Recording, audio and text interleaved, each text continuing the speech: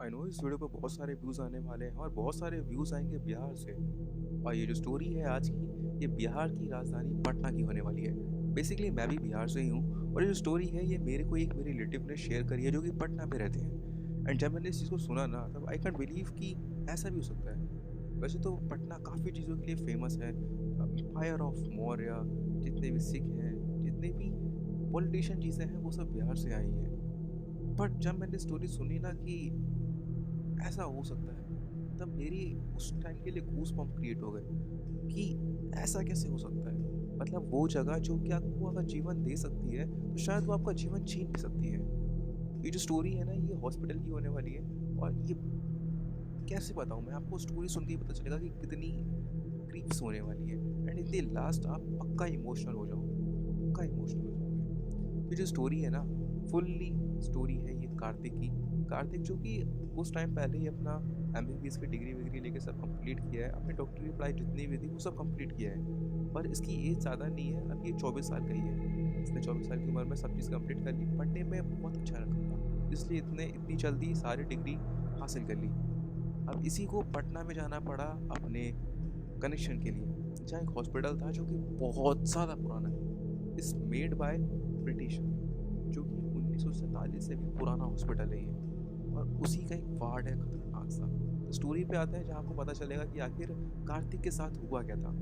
तो कार्तिक जो कि अब नया नया ज्वाइनिंग करा होता है हॉस्पिटल के अंदर, एंड उसका बेसिकली बस काम ये था कि वो जितने भी पेशेंट हैं उनकी मदद करे, उनको देख सके, और जितने भी डॉक्टर हैं उनका भी सहायता कर सके हर एक ऑपरेशन में और हर एक चीज़ में।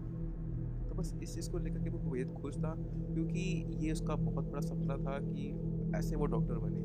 एंड प्रैक्टिस के बाद ही उसे एक उच्च लेवल का डॉक्टर बना दिया जाता।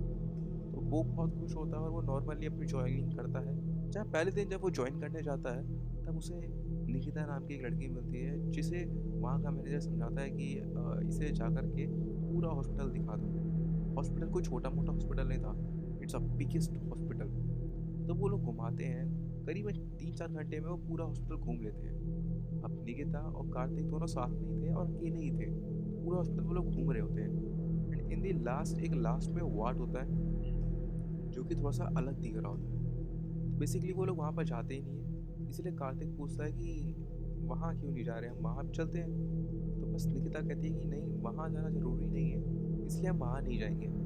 यहीं तक हो गया जो हो गया, वहाँ वैसे भी कोई जाता नहीं है और वहाँ आप भी मत जाना, आपके अच्छे के लिए रहना। अब ये चीज़ कार्तिक को थोड़ी अजीब सी लगती है कि क्या बात है क्या नहीं, बट ठीक है। और कुछ टाइम ही बीता होता है, ज़्यादा नहीं, सिर्फ 3-4 दिन ही बीते होते हैं, जहाँ कार्तिक के साथ बहुत अच्छी बॉन्डिंग बन जाती है सभी की। जितने भी वहाँ के स्टाफ होते हैं, डॉक्टर्स होती हैं, नर्सेज होती हैं, और भी जितने वार्ड बॉय होते हैं, सभी के साथ बहुत अच्छी बॉन्डिंग बन जाती है, बहुत अच्छी बातचीत हो जाती है और लोग भी बहुत अच्छा सोचने लगते हैं उसके बारे में। कार्तिक वैसे बहुत अच्छा इंसान था, इसमें कोई शक की बात नहीं थी। इसी के साथ साथ उसने अपना रिलेशन बना लिया था सभी के साथ, जो कि काफ़ी प्यारा और काफ़ी अच्छा था। एक ट्रस्टेबल जो रिलेशन होता है वो बना लिया था उसने। बट इसी के साथ साथ एक और रिलेशन बनाया था उसने निकिता के साथ। दोनों एक दूसरे को पसंद करने लग गए थे अंदर ही अंदर। टू साइड लव था, बट किसी ने किसी को बताया नहीं था। लोग साथ में बैठ के अपना ब्रेकफास्ट करते और साथ में ही डिनर के टाइम पे अपना जो भी शाम का खाना होता है वो सब साथ में करते थे। बेसिकली जब कार्तिक सुबह आता था करीबन 8 बजे करीब, उसे जाने में काफ़ी देर हो जाती थी। वो अपना सुबह का पूरा काम वाम करता, सारा मतलब काम करता, और शाम के समय करीबन 9-10 बजे करीब चले जाता अपने घर पे। लेकिन कई बार ऐसा भी होता था कि जहाँ उसे काफ़ी टाइम के लिए रुकना पड़ता था। कई बार तो वो 24-24 घंटा हॉस्पिटल में रुका है और हॉस्पिटल में ही सो गया है। अब काम करते करते उसे काफ़ी टाइम हो चुका होता है जहाँ निकिता और उनमें काफ़ी अच्छी बॉन्डिंग भी बन चुकी थी, काफ़ी अच्छा प्यार भी आ चुका था बीच में। लेकिन किसी ने बीच में रिवील ही नहीं करा कि मैं तुम्हें पसंद करता हूँ। फिर एक दिन ऐसा आता है जहाँ सब कुछ चेंज हो जाने वाला था। क्या, चलिए जानते हैं। जहाँ कार्तिक जो है अब धीरे धीरे अपने काम पे ध्यान देने लगा था, और साथ ही साथ अब उनकी दूरियाँ हो चुकी थी क्योंकि वो एक दूसरे से मिल ही नहीं पा रहे थे। जहाँ वो लोग साथ में नाश्ता करते, डिनर करते, लंच करते, अब ये सब नहीं हो रहा था। एटलीस्ट वो लोग एक दूसरे को देख भी नहीं पा रहे थे, ना कोई बात, और ना ही एक दूसरे की नज़र कभी मिल पा रही थी, क्योंकि वो एक दूसरे के सामने ही नहीं आ रहे थे। पता नहीं निकिता कहाँ चली गई थी, जो कि कार्तिक को दिख ही नहीं रही थी। वैसे ही करते करते 8-10 दिन बीत जाते हैं, जहाँ 11वें दिन कार्तिक की शिफ्ट चेंज होती है, जहाँ उसकी शिफ्ट लगती है निकिता के साथ। तब उसे लगता है कि शायद वो दोनों मिले तो बातचीत हो, क्या पता काम की वजह से वो ना मिल पा रही हो। अब यही सोच के साथ वो अपनी शिफ्ट ज्वाइनिंग करता है, सुबह आता है, अपना काम करता है। अब रात के 8-9 बजे करीब वो अब वहाँ से निकलने की कोशिश करता है कि चलो काम वाम हो गया, निकलते हैं। फिर वो सोचता है कि क्यों ना पहले निकिता से मिल लिया जाए, क्योंकि उसने काफ़ी टाइम से नहीं मिला है, तो इस चीज़ के लिए बेचैन भी था। इसलिए वो जाने लगता है, हॉस्पिटल देखता है तो उसे कहीं नहीं मिलती। ऐसे ही करते-करते वो उस वार्ड में आ जाता है, जहाँ पे निकिता ने मना किया था कि यहाँ मत आना, यहाँ आना सही नहीं है तुम्हारे लिए, बंद है ये, इसीलिए मत आना यहाँ पर। तो वो जाता है वहाँ, जाके देखता है तो वो वार्ड बिल्कुल नॉर्मल था। वो जाके देखता है तो उसे आवाज़ आती है कि एक वार्ड में काफ़ी सारे लोग हैं, हॉस्पिटल्स में काफ़ी सारे लोग भी हैं, डॉक्टर्स भी हैं। तो वो सोचता है एक बार जाके देखा जाए, क्योंकि निकिता की शिफ्ट लगे तो ऑब्वियस सी बात है वो यहाँ पर होनी चाहिए। तो जाके चेकआउट करता है तो देखते हैं कि उस वार्ड में काफ़ी सारे पेशेंट्स हैं जो कि लेटे हुए हैं, ऑपरेशन करा रहे हैं, और साथ ही साथ जो डॉक्टर्स हैं वो एक दूसरे का चेकअप कर रहे हैं। अब वो चीज़ देखता है कि वहाँ पर निकिता नहीं है, तो वो डिसाइड करता है कि ठीक है, चली गई होगी शायद वो, तो मैं भी यहाँ से निकलता हूँ। अब वो जैसे ही अपने पीछे कदम करता है तो उसे डॉक्टर की आवाज़ आती है। वो उसे बुलाते हैं और कहते हैं कि ज़रा मेरी मदद करो, ये सब वो उसे काम में लगा देते हैं, ये सामान मंगाने में उसमें बिज़ी कर देते हैं उसे। तो वो भी बिज़ी हो जाता है काम में। फिर धीरे-धीरे करके जब थोड़ा-सा फ्री होता है तब वो आगे की तरफ जाता है। थोड़ा आगे जाके पेशेंट को चेकआउट करने लगता है।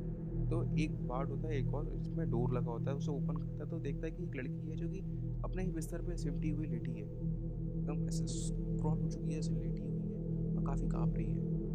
उसके पास जाता है, उसे आवाज़ देता है, "सुनो।" उसकी तरफ मुड़ती है और वो कहती है कि तुम वही हो ना जो मैं सोच रही हूँ? तुम इंसान हो ना? तो कार्तिक सोचता है इंसान मतलब? तो कहती है कि देखो तुम 5वें छठे इंसान हो जो कि दरवाजे पे नॉक करके आए हो, वरना यहाँ तो कोई भी कैसे भी आ जाता है। कोई दीवार के आर-पार, कोई गेट के आर-पार, और कई बार तो कोई ऐसे-ऐसे डॉक्टर आते हैं, कई-कई ऐसे वार्ड बॉय होते हैं जिनके हाथ में ढेर सारे इंस्ट्रूमेंट टूल्स होते हैं और मेरा ऑपरेशन करना चाहते हैं। तो मैं डर के मारे जब चीख देती हूँ, तब वो लोग वहाँ से गायब हो जाते हैं। ये चीज़ सुन के उसे थोड़ा वियर्ड सा लगता है, इसीलिए वो अपने कदम पीछे करता है। वो कहते हैं कि तुम अपना ध्यान रखना, क्योंकि यहाँ कुछ भी हो सकता है। उसे समझ में नहीं आता कि आखिर ये हो क्या रहा है और ये बोल क्या रही है। कार्तिक अपने कदम पीछे करता है और वहाँ से चलने लगता है। जहाँ उसे थोड़ा-सा कन्फ्यूज़न सा लगता है कि आखिर ये हो क्या रहा है। उसकी बातें सुन के वो एक पल के लिए शॉक होता है, फिर वो रियलाइज़ करता है क्यों ना कंट्रोल रूम में जाके चेक किया जाए कि आखिर बात क्या है। वो फटाफट से दौड़ता हुआ कंट्रोल रूम की तरफ जाता है। लेकिन तभी उसे पीछे से आवाज़ आती है निकिता की। जैसे ही वो पीछे मुड़ के देखता है तो वो देखता है कि निकिता, जैसे ही उसे आवाज़ हुई, जैसे ही उसने पीछे मुड़ा तो निकिता भी घूम गई। वो अपोज़िट साइड कॉरिडोर में चलने लगी है जहाँ पूरा अंधेरा है। तो वो चलते-चलते एक वार्ड में डोर खोल के अंदर घुस गई है। कार्तिक भी निकिता के पीछे-पीछे उसके पीछे जाने लगता है। जब वो डोर ओपन करके उस डोर में जाता है और देखता है कि निकिता अब नर्स की ड्रेस में है, जहाँ उसके ड्रेस पे काफ़ी खून लगा हुआ है और डॉक्टर्स के हाथ में काफ़ी सारे इंस्ट्रूमेंट टूल्स हैं और वो किसी का तो ऑपरेशन कर रहे हैं। और शॉक बात तो ये थी कि वहाँ पर कोई है ही नहीं। मतलब जो पेशेंट जिसका ऑपरेशन करना है, वहाँ कोई नहीं है। देयर इज़ नो वन, जो कि पूरा बेड खाली है। उनके हाथ में खाली टूल है और उनके कपड़ों पे भी काफ़ी खून लगा हुआ है। ये चीज़ देख के वो थोड़ा शॉक्ड होता है और थोड़े से कदम पीछे करता है। लेकिन वो एक चीज़ और डिसाइड करता है कि जब वो रूम में एंटर हुआ, किसी ने उसके ऊपर ध्यान ही नहीं दिया। मतलब जिस रूम में ऑपरेशन चल रहा हो, वहाँ पर कोई आप पे ध्यान ही ना दे। There is no chance. जहाँ इंसान को रोक दिया जाता है, यहाँ इसे रोका ही नहीं। इसे ऐसे करते हैं जैसे ये एग्ज़िस्ट ही नहीं करता। वो ये देख के काफ़ी शॉक्ड होता है और वो सहम भी जाता है, क्योंकि अब निकिता धीरे-धीरे अब ऐसे इमोशनल हो गई थी। डर रही थी वो थोड़ा-सा। लेकिन उसके कपड़ों पे खून देख के वो थोड़ा डर जाता है।